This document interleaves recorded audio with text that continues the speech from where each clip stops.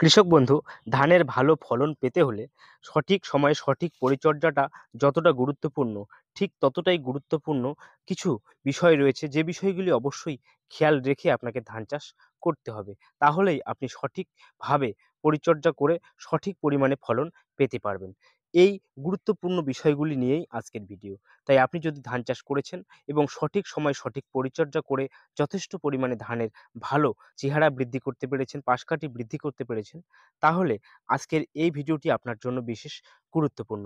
কারণ আমাদের বেশিরভাগ চাষীদের ধান এখন থোড় অবস্থায় রয়েছে বা কিছু, কিছু চাষীদের ধান থোড় ফেটে ধান বেরিয়ে গেছে অর্থাৎ প্রজনন পর্যায়ে রয়েছে। এই সময়ে কোন, কোন বিষয়গুলি সবথেকে বিশেষ গুরুত্বপূর্ণভাবে খেয়াল রাখবেন যা আপনার ভবিষ্যতে ধানের ফলন অনেক বেশি পরিমাণে বৃদ্ধি করতে সাহায্য করবে? এই সময়টা অর্থাৎ ধানের থোড় আসা থেকে ধানের শীষ তৈরি হওয়া পর্যন্ত অর্থাৎ ধানের দানাগুলো পরিপূর্ণ হওয়া পর্যন্ত যে সময়টা রয়েছে, এই সময়টা ধানের সবথেকে বিশেষ সেনসিটিভ একটি সময়। এই সময় সঠিকভাবে গুরুত্ব না দিলে আপনি কখনোই ভালো ফলন পাবেন না বা দানাগুলো সঠিকভাবে পরিপূর্ণ এবং চিটে মুক্ত ধান নিতে পারবেন না। তো এর জন্যই আপনাকে এই সময়ে বিশেষ কিছু গুরুত্বপূর্ণ বিষয় খেয়াল রাখতে হবে। এই সময়ের জন্য যে বিশেষ গুরুত্বপূর্ণ বিষয় সেগুলোর মধ্যে হচ্ছে, প্রথমেই জলের পরিমাণ জমিতে সঠিক রাখতে হবে। অতিরিক্ত জল বা কম জল রাখলে আপনি কখনোই সঠিকভাবে ধানের ফলন পেতে পারবেন না। এছাড়াও দ্বিতীয়ত যে বিষয়টি সেটি হচ্ছে, এই সময় ধানে অবশ্যই লক্ষ্য রাখতে হবে কোনো রকম ছত্রাকের আক্রমণ বা কোনো রকম পোকার আক্রমণ যাতে না হয়।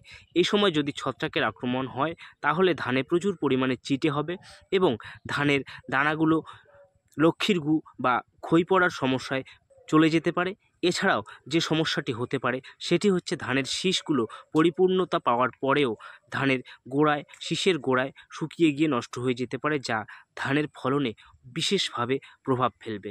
তো এর জন্যই এই বিষয়গুলি আপনাকে এই সময় বিশেষভাবে খেয়াল রাখতে হবে যাতে ধানে চিটের পরিমাণ কম হয় বা ছত্রাকের আক্রমণ কম হয়। এর জন্য আপনাকে কিছু, কিছু বিষয় রয়েছে। শুধু ছত্রাকনাশকের স্প্রে করলেই যে আপনি সমাধান পাবেন তা কিন্তু কখনোই না। এর জন্য এই বিষয়গুলি বিশেষভাবে খেয়াল রাখতে হবে। যেমন অতিরিক্ত জল আপনার জমিতে ধরে রাখা যাবে না। অবশ্যই সঠিক পরিমাণে জমিতে জল রাখতে হবে। এছাড়াও আরও কিছু বিষয় রয়েছে, যেমন থোড় আসার আগেই আপনাকে পরিচর্যা করতে হবে।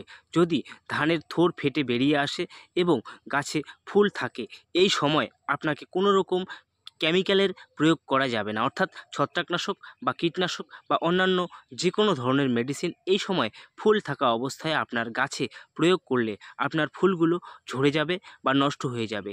তাই এই পর্যায়ে কোনো রকম স্প্রে আপনি করবেন না। এই ভুলটি যদি আপনি করেন তাহলে আপনার ধানে প্রচুর পরিমাণে ফলন কমতে পারে। তাই আপনার ধানের থোড় ফেটে ফুল বেরিয়ে আসার আগেই আপনাকে কীটনাশক বা ছত্রাকনাশকের স্প্রে করে নিতে হবে। তাহলে আগামী দিনগুলোতে অর্থাৎ ধানের থোড় ফেটে শীষ বের হওয়া থেকে শুরু করে প্রজনন প্রক্রিয়া সম্পূর্ণ হওয়া পর্যন্ত, অর্থাৎ ধান পাকা পর্যন্ত, এই সময় অনেক সময় দেখা যায় যে হঠাৎ বৃষ্টি হয়ে গেল।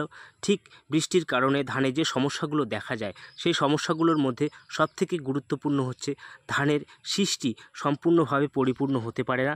শীষের গোড়ায় অর্থাৎ গলায় ছত্রাকের আক্রমণ হওয়ার জন্য শুকিয়ে যায় এবং শীষটি দুর্বল হয়ে পড়ে। শীষের দানাগুলো পরিপূর্ণভাবে চাল গঠন করতে পারে না, যার জন্য ধানের চিটের পরিমাণ অনেক বেশি পরিমাণে বেড়ে যায় এবং কাটার সময় দেখা যায় ধানের জমিতে অনেক পরিমাণে শীষ ভেঙে পড়ে থাকে। তো এই ধরনের সমস্যাগুলো এই ছত্রাকনাশক ব্যবহার করার কারণেই অবশ্যই আপনি আটকাতে পারবেন বা রোধ করতে পারবেন। এছাড়াও এই সময় দেখা যায় কিছু, কিছু চাষির জমিতে অতিরিক্ত জল জমে থাকে বা জল বের করে দেওয়ার মতো পরিস্থিতি থাকে না। এই জমিগুলোতে অবশ্যই সঠিক পরিমাণে জল রেখে অতিরিক্ত জল বের করে দেওয়ার ব্যবস্থা করতে হবে। তাহলেই আপনি এই শেষ সময় যে ছত্রাকের আক্রমণ হয়, এই সমস্যা থেকে আপনার ধানকে সুরক্ষিত রাখতে পারবেন। কারণ অতিরিক্ত জল থাকলে ধানে ছত্রাকের আক্রমণ হওয়ার চান্স অনেকটাই বেড়ে যায়। তাহলে ছত্রাকের আক্রমণ যেমন কমে যাবে, ঠিক তেমনই গাছের গোড়া শক্ত হবে, মাটিটাও শক্ত হবে এবং পরবর্তী সময় হাওয়া বাতাসে গাছ মাটিতে লুটিয়ে পড়া থেকে আটকাবে। এবং অবশ্যই মনে রাখতে হবে, অবশ্যই মাটিকে ভেজা রাখতে হবে। শেষ পর্যন্ত আপনি যদি মাটিকে ভেজা রাখেন, যাতে মাটিতে ময়েশ্চার ধরে রাখে, এই ময়েশ্চার ভাব না থাকলে গাছ কিন্তু দুর্বল হয়ে পড়বে, মাটি ফেটে যাবে। মাটি কখনোই ফাটতে দেওয়া যাবে না, মাটি অবশ্যই ভেজা রাখতে হবে। তাহলেই আপনার গাছে প্রয়োজনীয় রস গাছ শোষণ করবে এবং মাটিটাও শক্ত থাকবে এবং গাছের শেকড়টাও মজবুত থাকবে, আর ছত্রাকের আক্রমণ হওয়ার চান্সটাও কমে যাবে। এই পর্যায়ে এই কম পরিমাণে জল রাখাটাই সবথেকে বুদ্ধিমানের কাজ। তাই অবশ্যই সঠিক পরিমাণে জল রেখে ধানের ফলন অনেকটাই বাড়াতে পারবেন। আর দেখবেন যখন আপনার ধানের দানাগুলো গঠন হয়ে যাবে এবং ধানের দানাগুলো আস্তে আস্তে হলদে ভাব ধারণ করতে শুরু করেছে এবং 75% থেকে 80% দানা হলদে ভাব ধারণ করেছে, তখন আপনি আপনার ধানের জমি থেকে জল বের করে দেবেন। তখন আপনার ধানের জমিতে অবশ্যই হালকা রস থাকলেই যথেষ্ট এবং যথেষ্ট পরিমাণে জল থাকলে এই সময় মাটি নরম হয়ে যাবে এবং ধানের গাছগুলো দুর্বল হয়ে পড়বে। তাই এই সময় ধানের দানাগুলো যাতে পরিপুষ্ট, দ্রুত পাকে এবং চাল সঠিক পরিমাণে ওজনদার গঠন করা যায়, তার জন্য জল বের করে দেওয়াটা বিশেষ গুরুত্বপূর্ণ। তাই অবশ্যই ধান কাটার 10 থেকে 12 দিন আগেই আপনি জল বের করে দেওয়ার চেষ্টা করবেন। তাহলে মাটি যেমন শক্ত হয়ে যায়, ধান কাটাতে বা কাটতে আপনি সুবিধে পাবেন এবং ধানের দানাগুলো বা গাছগুলো যথেষ্ট পরিমাণে মজবুত হবে এবং ধানের দানাগুলো কোনো রকম সমস্যায় পড়বে না। তাই অবশ্যই ধান কাটার 10 থেকে 12 দিন আগে আপনাকে জল বের করে দিতে হবে।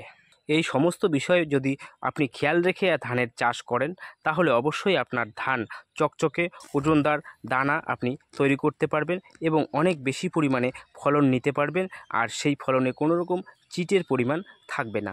তো কৃষক বন্ধু, শেষ পর্যন্ত ভিডিওটিতে থাকার জন্য আপনাকে অসংখ্য ধন্যবাদ। আজকের ভিডিওটি এই পর্যন্তই। আপনি যদি আমার চ্যানেলটি এখনও সাবস্ক্রাইব না করে থাকেন, এই ধরনের কৃষি বিষয়ক ভিডিও নিয়মিত পাওয়ার জন্য অবশ্যই চ্যানেলটিকে সাবস্ক্রাইব করে রাখবেন আর বন্ধুদের কাছে ভিডিওটি শেয়ার করবেন, যাতে প্রত্যেকেই ভিডিওটি দেখে উপকৃত হতে পারেন। অবশ্যই ভিডিওটি ভালো লাগলে লাইক করবেন, কিছু জানার থাকলে কমেন্টে লিখে জানাবেন। অবশ্যই আপনার কমেন্টের উত্তর আমি দেওয়ার চেষ্টা করব। তো আজকের মতো এই পর্যন্তই। দেখা হবে পরের ভিডিওতে কোনো গুরুত্বপূর্ণ বিষয় নিয়ে। ততক্ষণে ভালো থাকবেন, সুস্থ থাকবেন। ধন্যবাদ।